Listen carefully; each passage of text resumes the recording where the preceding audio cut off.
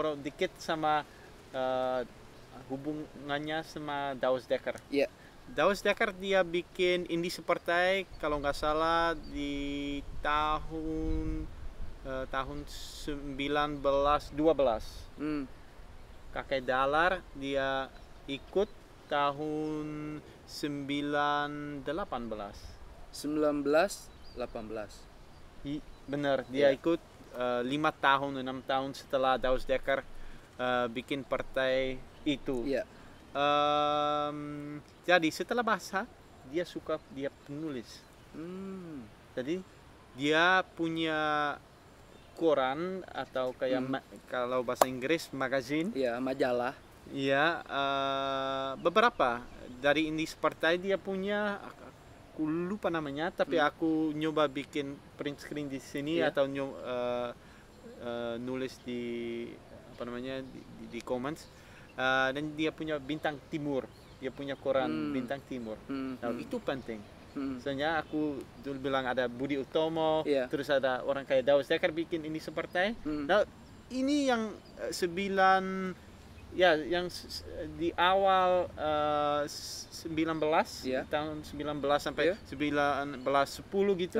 Itu penting buat apa penciptaan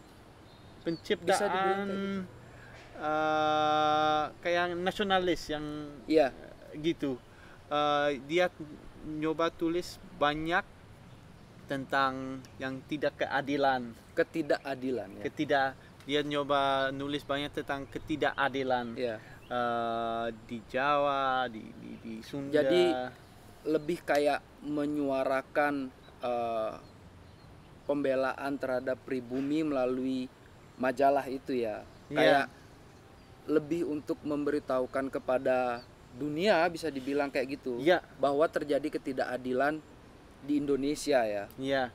Soalnya ya itu memang cara kalau memang misalkan ya kita tinggal di desa. Jadi kamu mengeluh ngeresuloh sama aku tentang yang ketidakadilan. Nanti itu bagus tapi nanti nggak ada yang tahu. Tapi soalnya dia orang Indo-Belanda ada ya memang kayak kekuatan. Dia bisa apa namanya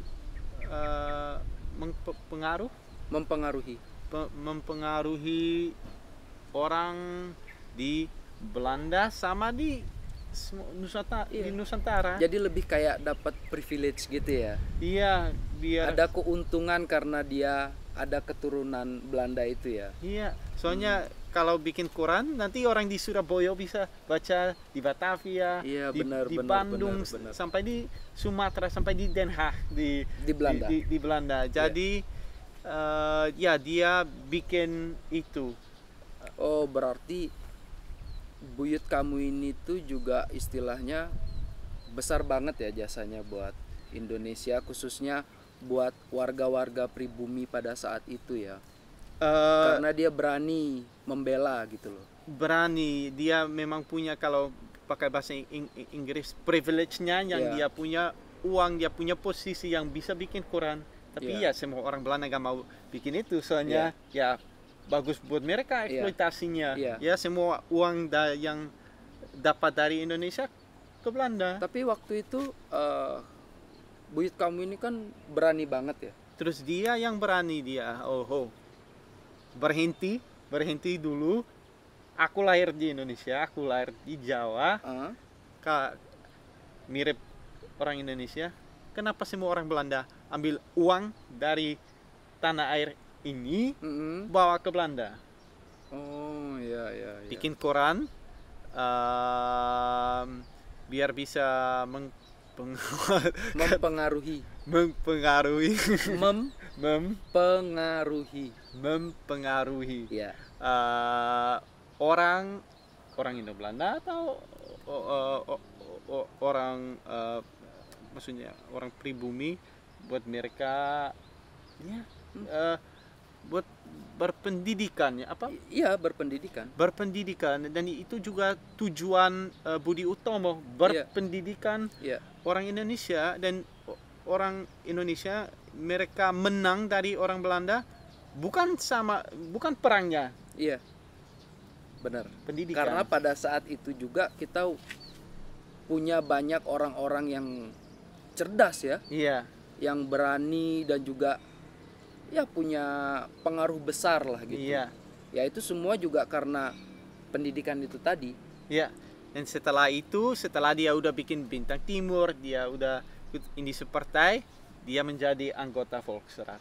Jadi dia udah mulai di Volksraad sama apa namanya, ya dia mau keadilan Iya, untuk ya dia tinggal di mungkin Batavia, jadi ya di daerah sana sampai daerah berarti secara nggak langsung buyut kamu ini musuhnya Belanda ya. ya jadi kita udah ada banyak informasi. Aku mau ngomong lebih dalam, sayangnya kalau kita ngomong semuanya mungkin 2 jam ya. Iya, Jadi iya. aku mau pilih, dia memang musuhnya Musuh. dia memang musuh Belanda. Soalnya di Volksraad semua orang benci dia. Ada itu orang Indo Belanda Kenapa yang kamu membela pribumi? Kenapa nggak membela Belanda gitu kan? iya. Dan sudah mereka pasti udah khawatir yang ada kayak Budi Utomo, Douwe Dekker. Iya. Ada lagi orang yang mau membela orang pribumi. Orang lokal gitu Iya. kan. Terus berarti itu juga alasan buyut kamu lebih Indonesia ya ketimbang Iya. Belanda ya. Jadi pasti 100%. Iya. 100% itu. Tapi pas itu udah mulai banyak ya. Iya. Sudah ada Soekarno, Sudah mulai ada bermunculan orang-orang. Hatta, dan dia suka berpendidikan. Jadi dia guru juga. Iya. Katanya kalau aku nggak salah, aku baca di internet, aku dapat foto dan ada dia guru Nasution. Dan ada foto dia, ya memang guru orang Jawa. Iya. Dia ngajar terus Berarti ya dia itu selain berjuang dari sisi politik ya, karena memang punya privilege itu tadi, Iya. dia juga langsung kayak membantu masyarakat pribumi ya, masyarakat lokal Iya. ya dengan cara pendidikan itu tadi ya, Iya. supaya orang-orang lokal pun jadi lebih mengerti, lebih ya mungkin lebih teredukasi ya kayak gitu. Iya, ngajar mereka bahasa Belanda sama bahasa Melayu pasti ada. Melayu, Iya, pasti ada banyak yang belum bisa bahasa Melayu juga. Jadi aku pasti dia bisa bahasa Jawa. Iya. 100%. Soalnya ya dia lahir di Terus Semarang. Ya. kamu sejauh ini udah sampai mana sih cari tahu tentang leluhur kamu, tentang garis keturunan itu? Aku harus nanya bapakku.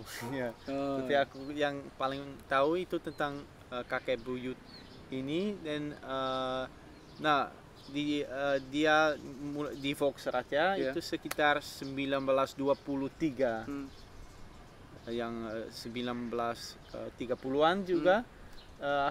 Aku mau kasih lebih informasi nanti, bikin video Iya. tentang dia di Volksraad. Soalnya di arsip ada banyak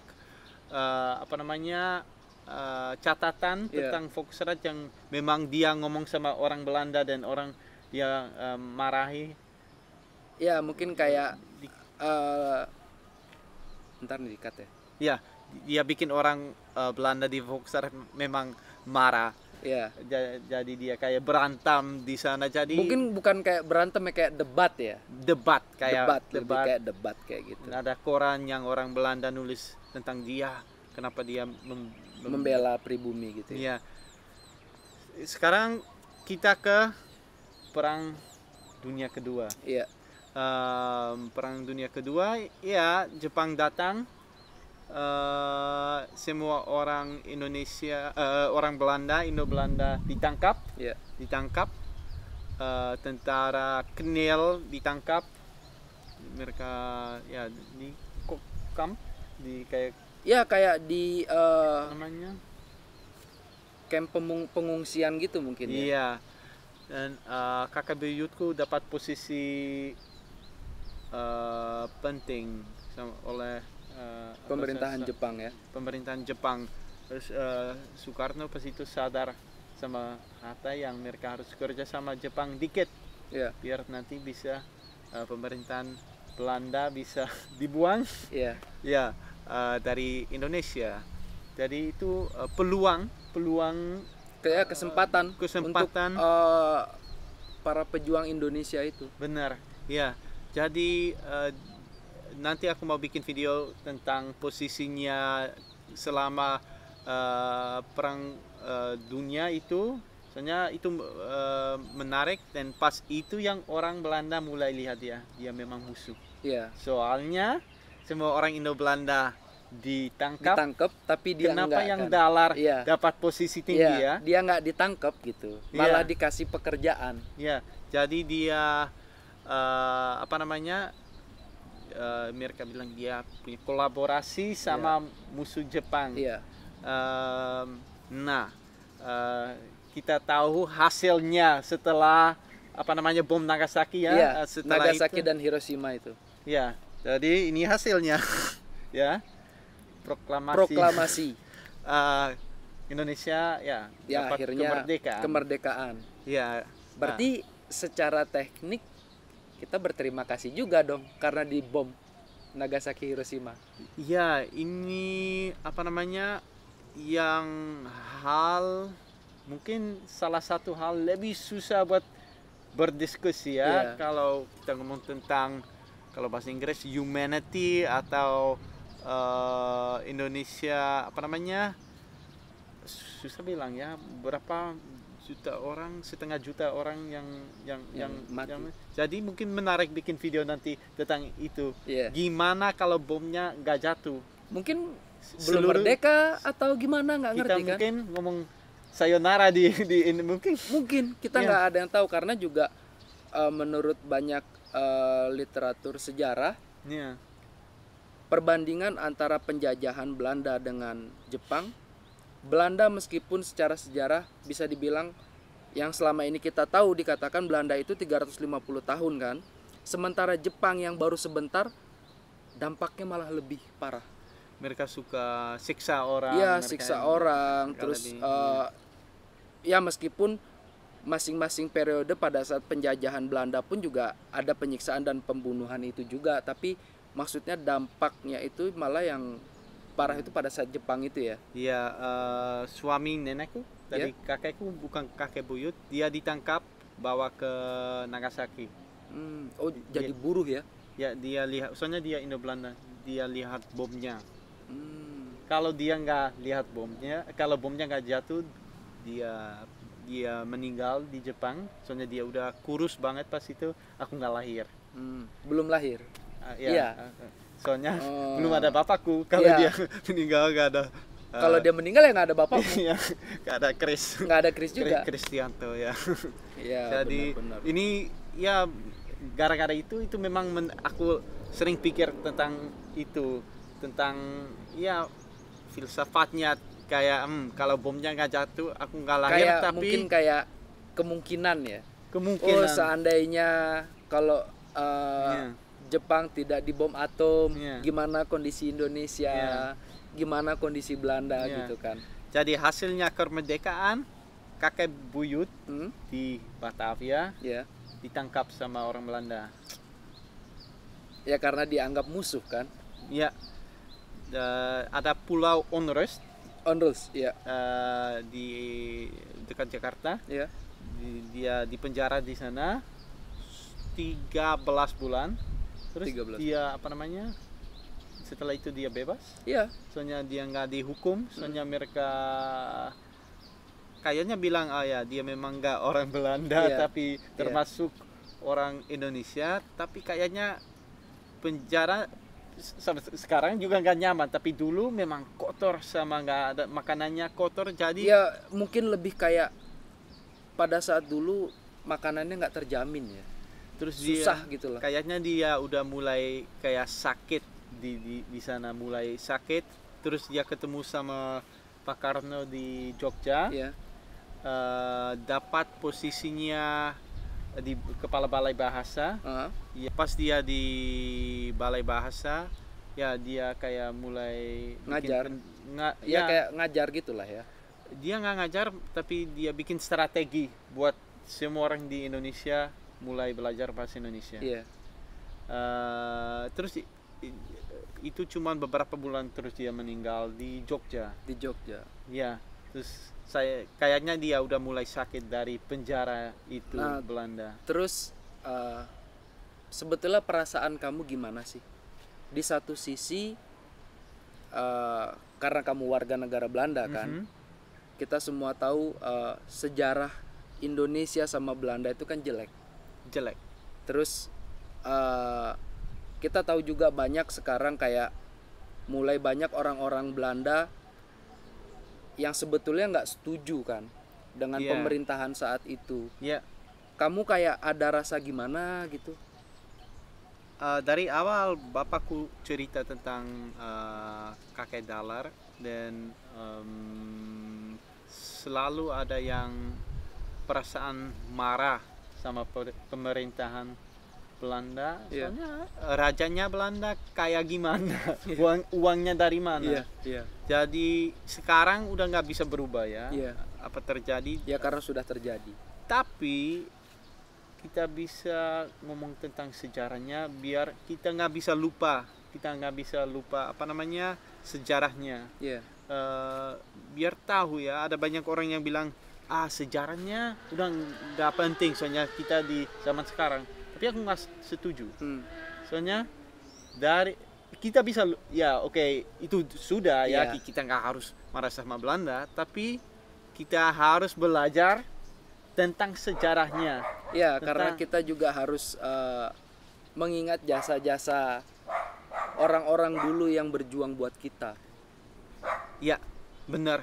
Sama yang ya memang dulu ada yang memang kayak ilegal berjuang buat kemerdekaan, buat keadilan. Kayak Dawes Dakar ditangkap bawa ke Suriname. Ke Suriname. Hatta udah di apa namanya kayaknya di pulau kecil di Sulawesi ditangkap taruh di sana. Soekarno kalau nggak salah juga ditangkap beberapa kali sama pemerintah Belanda. Jadi dari sejarah kita bisa belajar, ya kita bisa belajar tentang ya intinya manusia. jangan lupa terhadap sejarah itu tadi. Karena sekarang bisa kita kayak gini itu ya juga karena sejarah dulu itu. Dan gara-gara itu aku mau tanya semua penonton, komen lebih kayak bantu Chris yang melalui komen itu tadi supaya dia bisa lebih mencari tahu tentang garis keturunan keluarganya itu tadi. Dan kasih saran juga, soalnya aku cerita tentang sejarahnya mungkin gak menarik itu. Aku nggak tahu mungkin gak menarik, tapi kalau dari komennya aku bisa baca mungkin kalian mau lihat video aku ngejelasin tentang kayak puputan Badung yang di orang Belanda pas mereka menjajah Bali atau pas perang kemerdekaan. Soalnya ada sisi Belanda juga, pendapat Belanda yang mereka bilang kita nggak ngapain-ngapain pas itu, tapi kita tahu ya, kita orang Indonesia. Kalau aku bisa bilang aku orang Indonesia, ya kita orang Indonesia, kita tahu masalah yang mereka bikin, dan itu lebih buat pendidikan. Yang aku suka ngomong tentang sejarah dan benar. Tapi aku ya mungkin menarik juga kita bikin video ngobrol tentang bahasa Jawa, orang Bali tapi jadi bisa bahasa Jawa juga. Jadi dari video hari ini kita bisa rangkum kalau si Chris ini sangat bangga dengan garis Indonesianya itu, meskipun dia warga negara Belanda, tapi dia dalam hatinya, dalam dirinya itu ngerasa dia itu Indonesia gitu. Dan selalu bisa ganti ya ke WNI nanti. Ya nanti kalau nikah. Ya itu. Oke, berarti mungkin kita untuk video hari ini cukup ya. Cukup ya, cuman mau nanya lagi, tolongnya subscribe, like sama komennya. Aku sendiri nyoba balas semua komen. Jadi tolong Ya. dibantu misalnya kekurangan kami apa, karena juga di video ini kita baru pertama kali ya kita belajar untuk take video kayak gini, Iya. buat channel kayak gini. Kita bikin catatan buat biar nggak lupa. Nggak lupa. Karena ini juga salah satu metode Mas Kris untuk belajar bahasa Indonesia supaya lebih lancar gitu. Ya, sama penontonnya belum tahu beli Demas ya. Jadi beli Wira dari Bali, tapi bisa bahasa Sunda, bisa bahasa Jawa. Sama Mas Kris, soalnya keturunannya Jawa dari kakek buyut. Ya, jadi kita itu memang udah temenan udah 2 tahun terakhir. Jadi Ya. bukan kayak narasumber terus saya hostnya, bukan. Jadi kayak Kita bikin challenge-nya. temen Ya. gitu. Oke. Oke, Jadi, terima kasih terima banyak. kasih. Matur nuwun. Suksema.